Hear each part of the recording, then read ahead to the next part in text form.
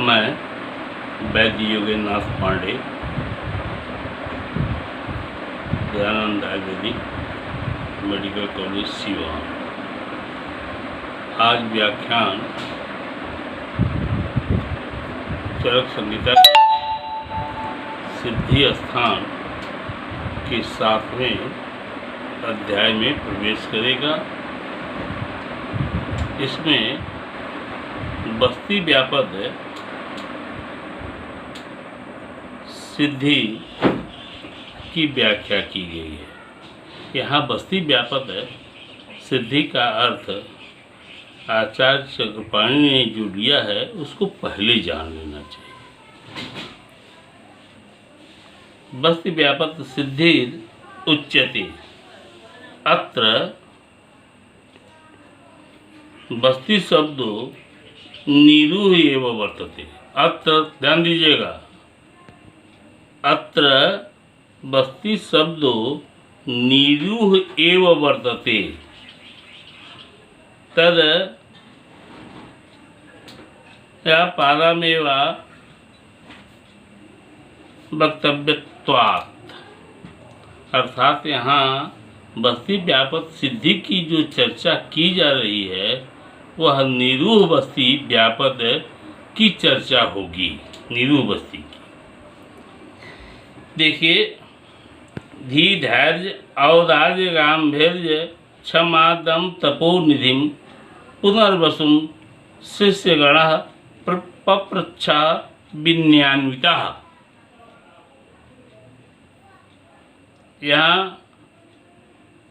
आचार्य पुनर्वसु की चर्चा करते हुए कहा गया है कि बुद्धि, धीरता, उदारता, गंभीरता, क्षमा, दम, तपस्या के निधि भगवान पुनर्वसु से शिष्यों ने विनयान्विता, विनय पूर्वक, यह परंपरागत बातें रही हैं कि हर गुरु के प्रति शिष्य जो होते थे विनयान्वित होते थे।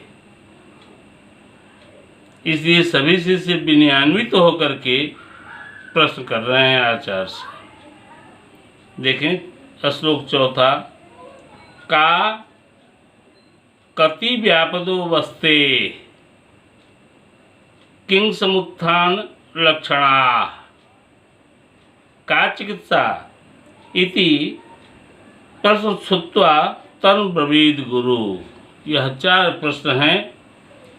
चौथे श्लोक में निरूह बस्ती में कौन कौन, पहला कितनी व्याप्तियां होती हैं, कौन कौन और कितनी व्याप्तियां होती हैं, ये 2 प्रश्न।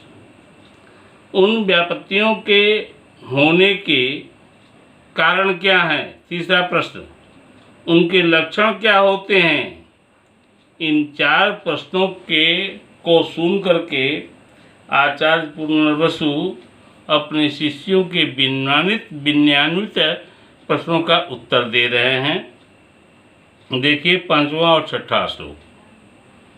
न अति योगौ क्रम अघमाने हिक्का हत प्राप्तिर ऊर्ध्वता प्रवाहिका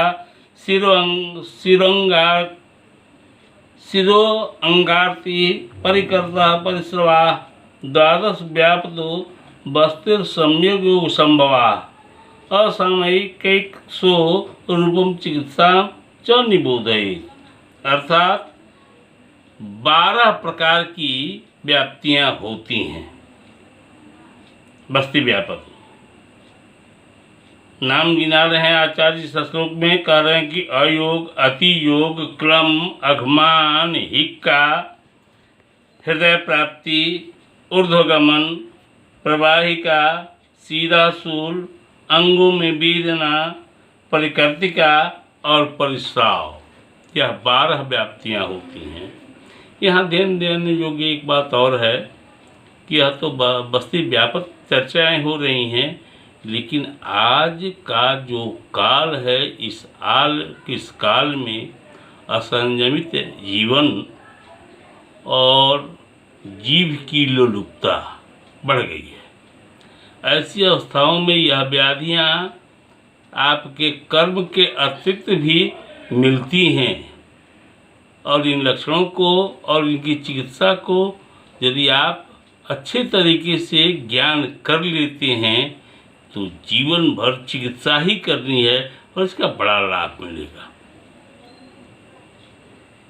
यह 12 जो व्याप्तियां हैं, यह निरूह बस्ती के समुचित रूप में न प्रयोग करने से होती हैं। इन समस्त व्याप्तियों का लक्षण और चिकित्सा आचार्य बता रहे हैं। देखिए 7वां, 8वां और 9वां श्लोक, इसमें अयोग बस्ती के कारणों की चर्चा है और चिकित्सा है, इसलिए एक साथ इन तीनों श्लोकों की चर्चा कर रहा हूँ। गुरु कोष्ठे अनिल प्राये रुक्षे बातल लवणोपिबा शीतो अल्प लवण स्नेह द्रव मात्रो घनो अपीवा बस्ति ही संक्षोभ्य तम दोषम दुर्वत्वादि निर्हरन करोति गुरुकोष्ठत्वम बात मूत सकृत ग्रहम नाभि बस्ती रुजम दाहम हिक्क हृलेपम स्वथुम गुदे कंडु गंडानी वैवर्ण्यम अरुचि बहनी वार्धवम। कह रहे हैं आचार्य कि जिन व्यक्तियों का कोष्ठ क्रूर है या जिन व्यक्तियों के कोष्ठ में वायु अधिक भरी हुई है, पेट पूरा फूला हुआ है, जिनका शरीर रुक्ष है या जो व्यक्ति वाग प्रधान हैं, ऐसे व्यक्ति में शीतल बस्ती अथवा जिस बस्ती द्रव्य में नमक कम पड़ा हो या स्नेह कम पड़ा हो अथवा द्रव कम हो या गाढ़ी बस्ती हो, उस बस्ती का प्रयोग किया जाए तो वह दोषों को उत्पन्न कर दुर्बल होने के कारण दोषों को बाहर निकालती हुई कोष्ठ को भारी बना देती है। अपान वायु मूत्र और मल को रोक देती है। नाभि और बस्ती में वेदना, दाह, हृदय के ऊपर कुछ लेप कर दिया गया है ऐसा अनुभव, गुदा में शोथ, खुजली, गंड और विवर्णता उत्पन्न हो जाती है। भोजन में अरुचि एवं अग्नि मंद हो जाती है। आगे बढ़ें, 10वां और 11वां श्लोक देखें। इसमें बस्ती के अयोग की चिकित्सा बताई गई है। तत्र उष्णया प्रमथ्याया पानम स्वेदा पृथग्विदा फलवर्त्यो अथवा कालम ज्ञात्वा सस्तम विरेचनम बिल्वमूल त्रिवृत दारु यव कोल कुलथवान सुरादि मूत्रवान बस्ती सप्राप्य कैपस्य तमानयेत। अयोग होने पर गरम गरम प्रमथ्या का पान करावें। आचार्य निर्देशित कर रहे हैं यहाँ। अनेक प्रकार के स्वेदन एवं फलवर्ती का प्रयोग करें। विरेचन देने के अवसर होने पर विरेचन का भी प्रयोग करें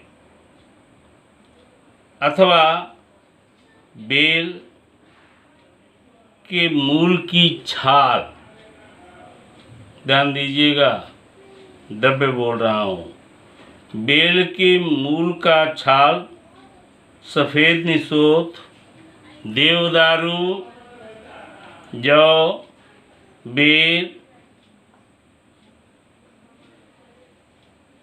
कुलथी, इनके कल्क और सुरा, सौवीर आदि तथा गोमूत्र मिलाकर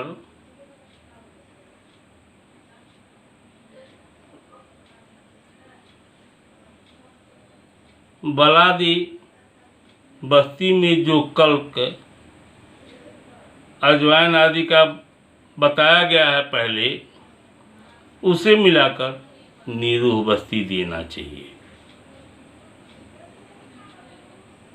आइए श्लोक 12 और 13, 14 एक साथ देखेंगे। इसमें अति योग का कारण, लक्षण और चिकित्सा तीनों वर्णित है, इसलिए तीनों एक साथ देखें। स्निग्ध शून्य अति तीक्ष्णोष्णो मृदुकोष्ठे अति युज्यते तस्य लिंगम चिकित्सा च शोधनाभ्याम समाभवेत्।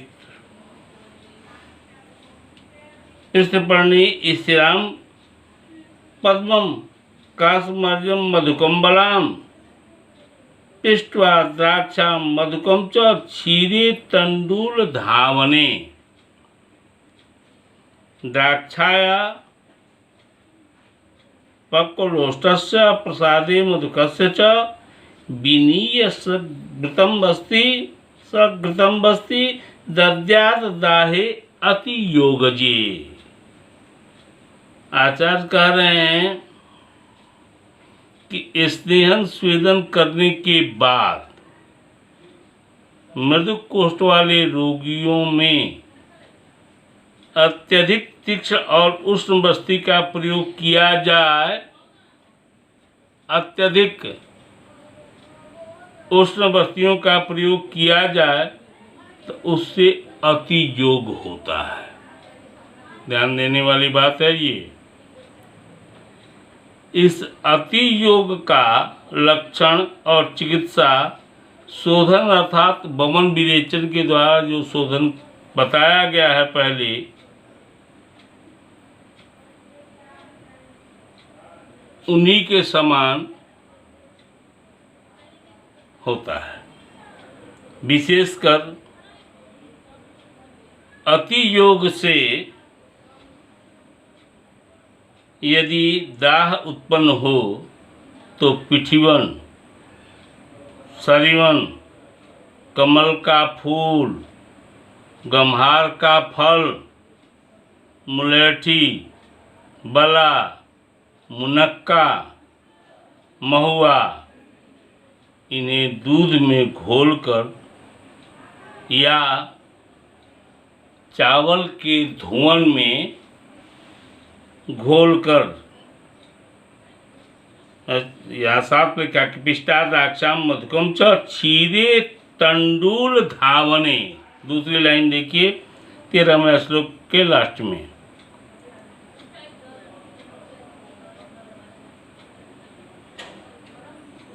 मतलब चावल के धुआं में घोलकर या अंगूर के रस में घोलकर या मिट्टी को आग में तपाइए और उसे जल में बुझाइए।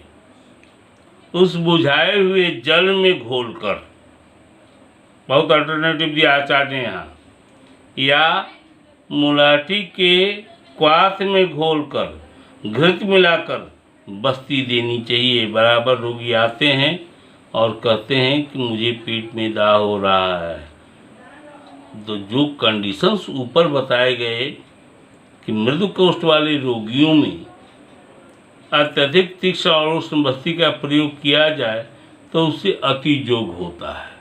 उस अति योग के लक्षण और चिकित्सा शोधन कर्मों के समान ही बताया गया। लेकिन यहाँ कहा गया कि विशेष कर, स्पेशल कंडीशन दे रहे हैं आचार्य यहाँ, कि अति योग से यदि दाह उत्पन्न हो तो इसके बाद जो औषधियाँ हमने पिठवन, सरीवन, सरवन, पिठवन, कमल का फूल, गम्हार का फूल, मुलाठी, बला, मुनक्का और महुआ, इन्हें दूध में घोलकर या चावल के धुवन में घोलकर या अग्नि में तप्त करके बुझाई हुई मट्टी वाला जो पानी है उसमें घोल करके उसमें घृत मिला करके बस्ती देना चाहिए। धन्यवाद। इसके बाद की चर्चा आगे के आख्यान में।